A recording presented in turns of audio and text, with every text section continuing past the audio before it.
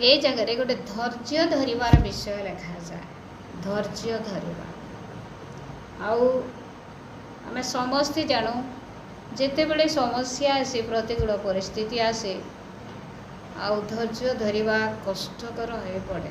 छुआ मैंने छोट छोट था माँ मरी जाती, छुआ मैंने छोट छोट था बापा मरी जाती, माँ बापा बंची थे पिला मैंने मरीजे कि ए प्रकार रोगरे ए प्रकार समस्या पिला मैंने पड़ीजे कि माँ बापा जिंदगी भर से मते और चिंता करेंगे।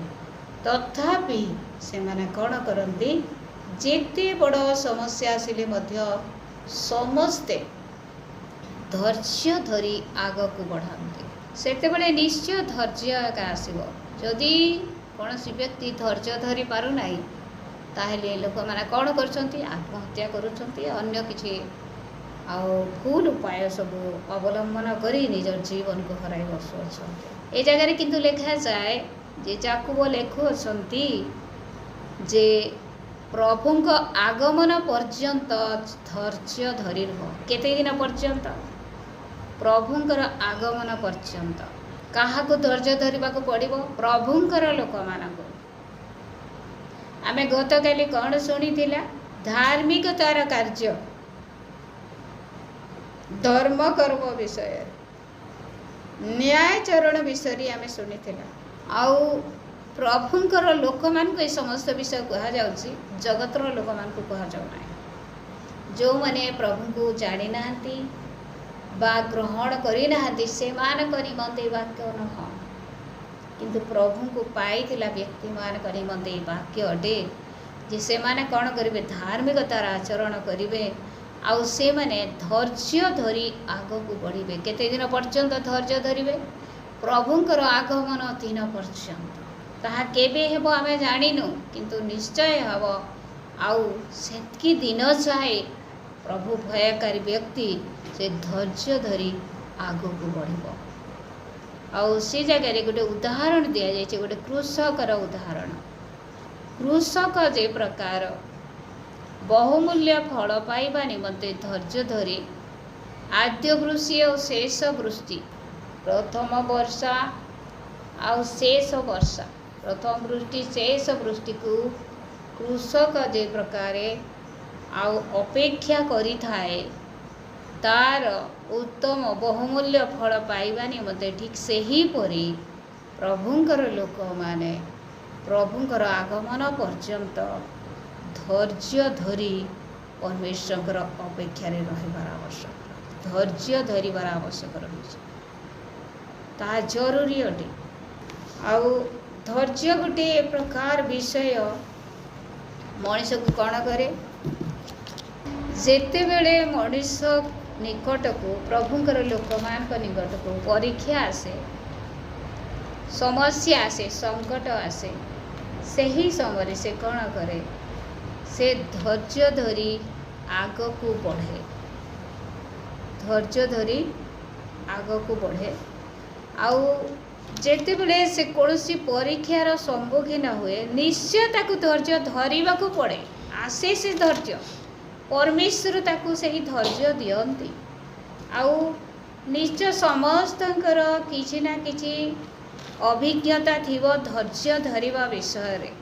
निश्चय प्रत्येकंकर अभिज्ञता थिबो धैर्यर विषय रे।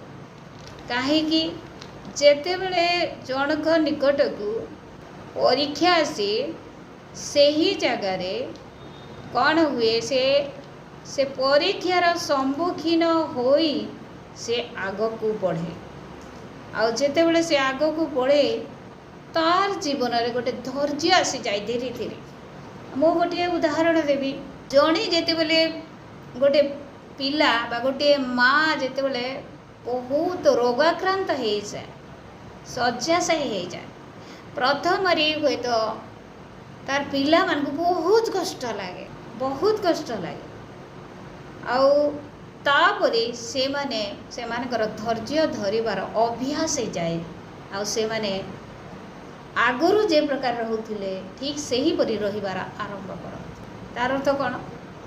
से धैर्य धरिबार से मानकर गोटे मध्य अभ्यास रे परिणत हो जाए। से समस्या देई से माने आग को बढ़ाती। आम मैंने देखू ए जगार जे आमर जीवन शेष पर्यंत प्रभुंर आगमन पर्यंत आम से धैर्य धरी आग को बढ़ा पड़ो। तुम्हें मैंने धैर्य धरी अपना अपना हृदय को सुस्थिर कर, कारण प्रभु आगमन निकटवर्ती। कहीं ए जगार कहुचे जे धैर्य धरी अपना अपना हृदय को सुस्थिर करने मत, कारण कौन हृदय जदि विचलित हो जाए ताहले से मनीष संपूर्ण भाव में विचलित हो।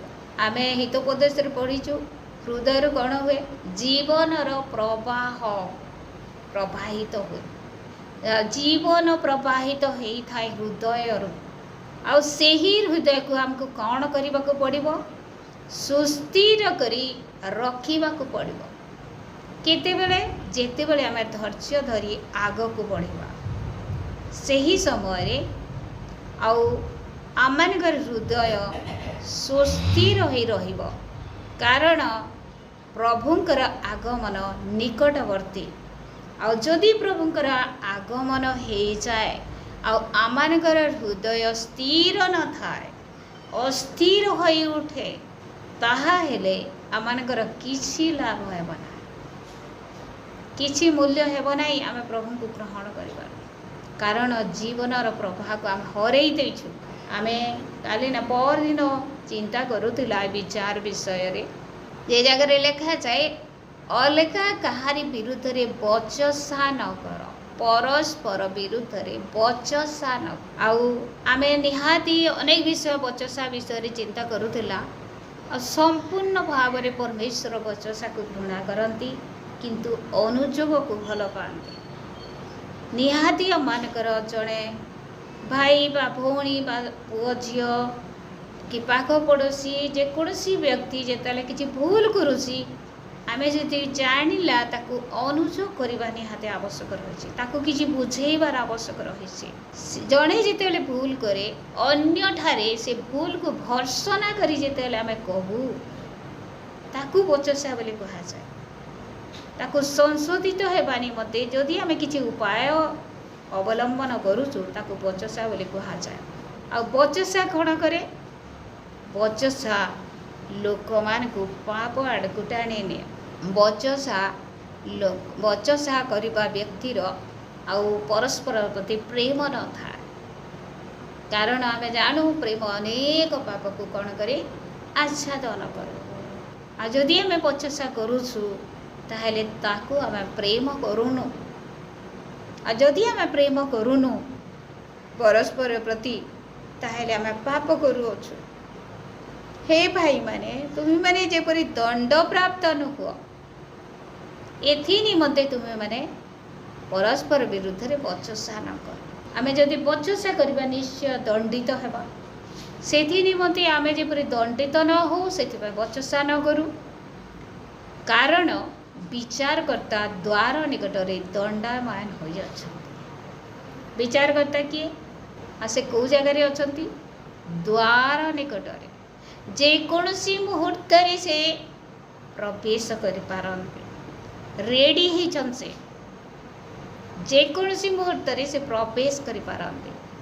सही समय तांको ठारू मुकुलिबार कौन उपाय ना, निश्चय आम दंडित हवा जदि बचसा करूँ। मोर प्रिय माने आमे जे प्रकार पाप सब न करू एथिपाई आमे जाग्रत रहिबा, निजर हृदय को मध्य सुस्थिर रखिबा प्रभुंक निकटरे आ प्रभुंकर आगमनर अपेक्षा रहे। हे भाई माने जो भाववादी माने प्रभुंक नाम रे कथा कहिथिले सेमान को क्लेश भोग और धैर्यर दृष्टांत स्वरूप ग्रहण कर। देखंतु ए जगह लिखा जाए जो भाववादी माने प्रभुंक नाम रे कथा कहिथिले सेमानंकु क्लेश भोग और धैर्यर दृष्टांत स्वरूप ग्रहण कर।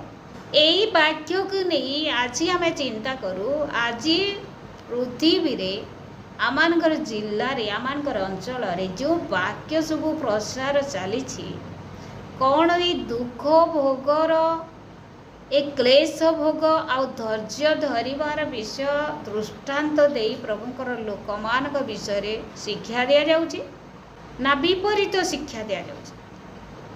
କ'ଣ ବୋଲି ଆମେ ଶୁଣୁ, ଯୁଆଡ଼େ ଗଲେ ରୋଗରୁ ସୁସ୍ଥତା ମିଳିବ।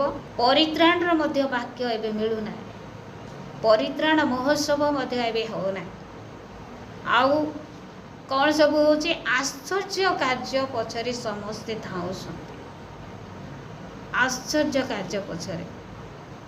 କିନ୍ତୁ ଏ ଜାଗାରେ ଦେଖୁ, ଯେଉଁ ଭାବବାଦୀମାନେ ପୂର୍ବରୁ ଥିଲେ, ପ୍ରଭୁଙ୍କ ନାମରେ ସେମାନେ ଭାବବାଣୀ କହୁଥିଲେ, ସେମାନେ ଯେଉଁ କ୍ଲେଶ ଭୋଗ କରିଅଛନ୍ତି ଆଉ ସେମାନଙ୍କର ଯେଉଁ ଧୈର୍ଯ୍ୟ ଥିଲା, ତାହା ଆମମାନଙ୍କ ନିମନ୍ତେ ଏକ ଉଦାହରଣ ସ୍ୱରୂପ ଅଟେ। ପ୍ରେରିତ ପାଉଲ କହିଲେ, ତାଙ୍କୁ ଯେତେବେଳେ ପଥର ମରାଗଲା, ଆଉ ପଥର ମରାଗଲା ପରେ ସମସ୍ତେ ହାତ ଧରାଧରି ଯେତେବେଳେ ତାଙ୍କ ପାଇଁ ପ୍ରାର୍ଥନା କଲେ, ସେ ଉଠିଲେ ଆଉ ସେ ସମସ୍ତଙ୍କୁ ସାନ୍ତ୍ୱନା ଦେଇ ସେ କହୁଅଛନ୍ତି ଯେ ଅନେକ କ୍ଲେଶ ମଧ୍ୟ ଦେଇ ଆମମାନଙ୍କୁ ଈଶ୍ୱରଙ୍କ ରାଜ୍ୟରେ ପ୍ରବେଶ କରିବାକୁ ହେବ। ମୋର ପ୍ରିୟମାନେ, ସହଜରେ, ଅତି ସହଜରେ, ବିନା କ୍ଲେଶରେ, ବିନା କଷ୍ଟରେ, ବିନା ଯନ୍ତ୍ରଣାରେ, ବିନା ନିନ୍ଦାରେ ଆମେ ଈଶ୍ୱରଙ୍କ ରାଜ୍ୟରେ ପ୍ରବେଶ କରିଯିବା ବୋଲି ଅନେକ ବାକ୍ୟ ସବୁ ଶୁଣିଥାଉ। ଅନେକ ଲୋକ କହନ୍ତି ପ୍ରଭୁ ଯୀଶୁ ସବୁ କଷ୍ଟ ନେଇସାରିଛନ୍ତି। ନିଶ୍ଚୟ ନେଇସାରିଛନ୍ତି। ତାର ଅର୍ଥ ନୁହଁ ପ୍ରଭୁଙ୍କର ଲୋକମାନେ ଜଗତରେ କ୍ଲେଶ ଭୋଗ କରିବେ ନାହିଁ, ତାହା ନୁହଁ। ପ୍ରଭୁ ଯୀଶୁ ଯଦି କ୍ଲେଶ ଭୋଗ କଲେ, ଆମମାନଙ୍କ ନିମନ୍ତେ ଆମମାନଙ୍କୁ ମଧ୍ୟ କ୍ଲେଶ ଭୋଗ କରି ଆଉ ସେ ସଫଳତା ନିକଟକୁ ବା ପ୍ରଭୁଙ୍କର ନିକଟକୁ ପହଞ୍ଚିବାକୁ ପଡ଼ିବ। ପ୍ରେଜ୍ ଦ ଲର୍ଡ, ହାଲେଲୁୟା। ପୁଣି ଧୈର୍ଯ୍ୟ ଧରି ଆଗକୁ ବଢ଼ିବାକୁ ପଡ଼ିବ। ଯେତେବେଳେ ପ୍ରେରିତ 9 ପର୍ବରେ ଆମେ ଦେଖିବାକୁ ପାଉଛୁ, ପ୍ରଭୁ ଯୀଶୁ ଯେତେବେଳେ ପ୍ରେରିତ ପାଉଲକୁ, ସେ ଯେତେବେଳେ ସାଉଲ ଥିଲେ ଆଉ ପ୍ରଭୁଙ୍କର ଲୋକମାନଙ୍କୁ ମାରିବାକୁ ଗୋଡ଼ଉଥିଲେ ଆଉ ତାଙ୍କର ଦଳବଳ ସହିତ ଯାଉଅଛନ୍ତି, ଦମେଶକ ପଥରେ ପ୍ରଭୁ ଯୀଶୁ ତାଙ୍କୁ ଦର୍ଶନ ଦେଇ ଯେତେବେଳେ କଥା କହିଲେ, ଆଉ ସେତେବେଳେ ଆଉ ପରମେଶ୍ୱରଙ୍କର ଆମେ ସେଇଟା ସମସ୍ତେ ଜାଣିଅଛୁ, ତଥାପି ମନେ ପକାଇ ଦେଉଛି ଯେହେତୁ ତାହା ଆମମାନଙ୍କ ନିମନ୍ତେ ପ୍ରଯୁଜ୍ୟ ଅଟେ। ଆଉ ସେହି ସମୟରେ ପରମେଶ୍ୱର ବା ପ୍ରଭୁ ଯୀଶୁ ହନନିୟକୁ ଏ ସମସ୍ତ ବିଷୟ ଜଣାଇଲେ ଆଉ କହିଲେ, ତୁମେ ସାଉଲକୁ କ'ଣ କର, ଆଉ ସାଉଲ ନିକଟକୁ ଯାଇ ସାଉଲ ନିମନ୍ତେ ତୁମେ ପ୍ରାର୍ଥନା କର, ଯେ ପ୍ରକାର ସେ ଦେଖିପାରିବ। କାରଣ ଯେତେବେଳେ ପ୍ରଭୁ ଯୀଶୁ ତାଙ୍କୁ ଦର୍ଶନ ଦେଲେ, ସେତେବେଳେ ସେ ଅନ୍ଧ ହୋଇଯାଇଥିଲା। 3 ଦିନ ଧରି ସେ ଅନ୍ଧ ହୋଇ ବସିଥିଲା, ପାଣି ପିଇଲା ନାହିଁ କି ଖାଇଲା ନାହିଁ, ଅର୍ଥାତ୍ ଗୋଟିଏ ପ୍ରକାର ଉପବାସରେ ଥିଲା, ଅନୁତାପ କରୁଥିଲା ପ୍ରଭୁ ଯୀଶୁଙ୍କ ନିକଟରେ, ଆପଣଙ୍କର ଭୁଲ ନିମନ୍ତେ। ଆଉ ସେହି ସମୟରେ ତାଙ୍କର ପ୍ରାର୍ଥନା ଶୁଣି ପ୍ରଭୁ ଯୀଶୁ ହନନିୟକୁ ଦର୍ଶନ ଦେଇ କହୁଅଛନ୍ତି ଯେ ତମେ ଆଉ ସେ ସାଉଲ ନିକଟକୁ ଯାଇ ତା ନିମନ୍ତେ ପ୍ରାର୍ଥନା କର, ସେ ଯେ ପ୍ରକାର ଦୃଷ୍ଟି ପାଇବ। ଆଉ ସେତେବେଳେ ହନନିୟ ତାଙ୍କୁ କହିଲେ, ପ୍ରେରିତ 9 ପର୍ବର 13 ପଦରେ ଲେଖାଯାଏ, ଅର୍ଥାତ୍ ସେ ଡରି ଯାଉଅଛନ୍ତି ଯେ ପ୍ରଭୁଙ୍କର ଲୋକମାନଙ୍କୁ ସେ ଏ ପ୍ରକାର କରେ, ଏ ପ୍ରକାର ତାଡ଼ନା କରେ, ଆଉ ମୁଁ ସେଇଠିକି ଗଲେ ମଧ୍ୟ ସେ ପ୍ରକାର କରିବ, ତାହେଲେ ମୁଁ କି ପ୍ରକାରେ ଯିବି। ଆଉ ସେତେବେଳେ ପ୍ରଭୁ ଯୀଶୁ କ'ଣ କହିଲେ ତାଙ୍କୁ? ବହୁତ ସୁନ୍ଦର ଗୋଟିଏ ବିଷୟ କହିଲେ, 15 ପଦରେ ଲେଖାଯାଏ, ତାହା ଆମେ କେବେ ଭୁଲିବା କଥା ନୁହଁ। ପ୍ରଭୁ ଆମମାନଙ୍କୁ ମଧ୍ୟ ସେହି ପ୍ରକାର ଏକ ମନୋନୀତ ପାତ୍ର ସ୍ୱରୂପ ବାଛନ୍ତୁ।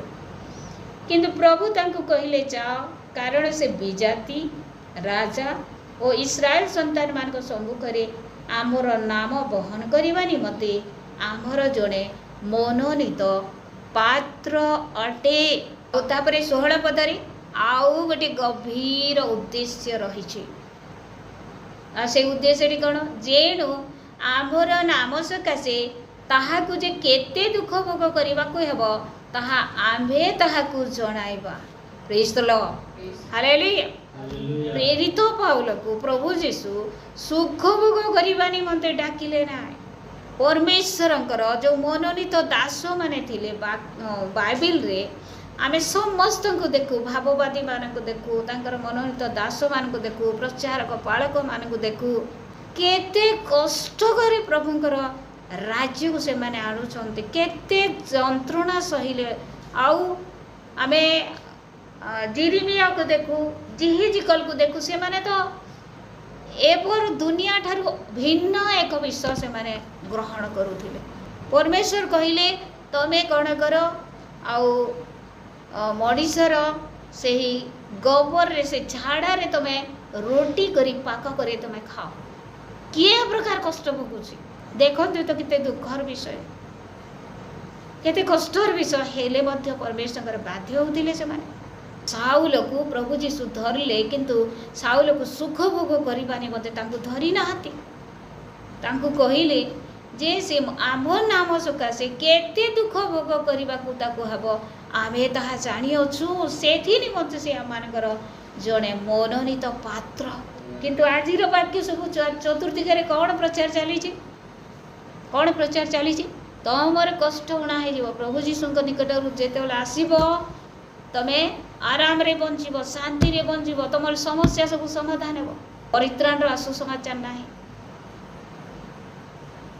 आउ प्रभु जीशु सब कष्ट सहिले आमको धैर्य धरवा पड़ो ना आमको क्लेश भोग करने को पड़ो ना आम आराम रे स्वर्ग राज्य पहुँची जावा ताहा नुहे मोर प्रिय वास्तव रे जो माने प्रभु जीशु को धरी अछंती से माने निश्चय दुख भोग करिवे निश्चय से मान निकट को ताहा आसीबो केही कहि परिबनी जे मो प्रभु को सेति पाई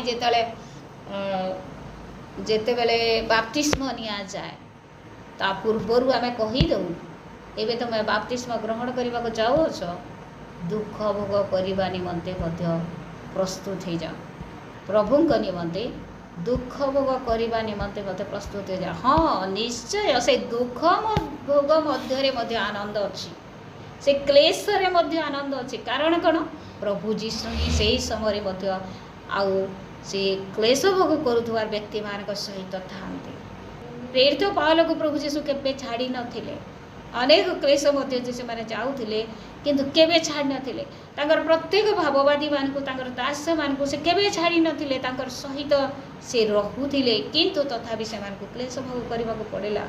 मोर प्रिय माने जोसेफ काहे की क्लेश भोग कले काहे की जेल दंड भोग कले से को भूल करिथिले जे से जेल रे रहिले दानिएल को भूल करिथिले सिंह गातर रे पड़िले सद्रक मेशक अबेदनगो को भूल कले अग्नि रे पड़िले किंतु परमेश्वर से मानकर सहित रे दिले आउ से समय से मान को विजय देले प्रेज द लॉर्ड हालेलुया। प्रभु परीक्षा रे आउ तांकर लोक मान को छाड़ंती नाय बा में प्रभु जीशु को पथर सेति पाई कहा जाए जे प्रभु जीशु को पथरे जो माने जाऊ अछंती से पथ कोन अटे संकीर्ण अटे सरू रास्ता प्रभु जीशुंकर रास्ता सरू रास्ता दे अति कष्ट रे जत्नर सहित आमको जीवाक पड़ेगा आउ नरक को बा शैतान जो रास्ता रे लोक मान को नहीं जाउची से रास्ता की प्रकार चौड़ा ए सरम जिंदगी चौड़ा बहुत चौड़ा रास्ता किंतु प्रभु जीशु को पथरे यात्रा करथुआर व्यक्ति मानकर पथ की प्रकार संकीर्ण सरू अर्थात जेते बेले एबे आमे प्रभु को पछरे चालुथुवार व्यक्ति मान निमंते जेतेले समस्या आसुची आमे धैर्य हरा हेबा नाय कारण कण आमनकर पूर्वरु जो माने प्रभु को पथरे चली थिले जो भाववादी माने प्रभु को नाम रे कथा कही थिले से माने मध्य क्लेश भोग करि अछंती आउ धैर्य धरी आग को बढ़ी सफलता पाई सेथि पाई आमान को मध्य से क्लेश भोग बा से धैर्य धरी आग को बढ़ेबार उचित लक्ष्य स्थल रे पहुँचेबार आवश्यक रही सेथि प्रभु जीशु मध्य कहिले जे तुम्हें साहस द्वारा ये छोट पल भय कर नाय मु जगत को जय करी अछि किंतु तथापि जगत रे तुम मान का निमते कण अछि क्लेश अछि प्रभु जीशु निजे कहिले तथापि तुम मान को निमते क्लेश अछि हेले मु तुमर सहित अछि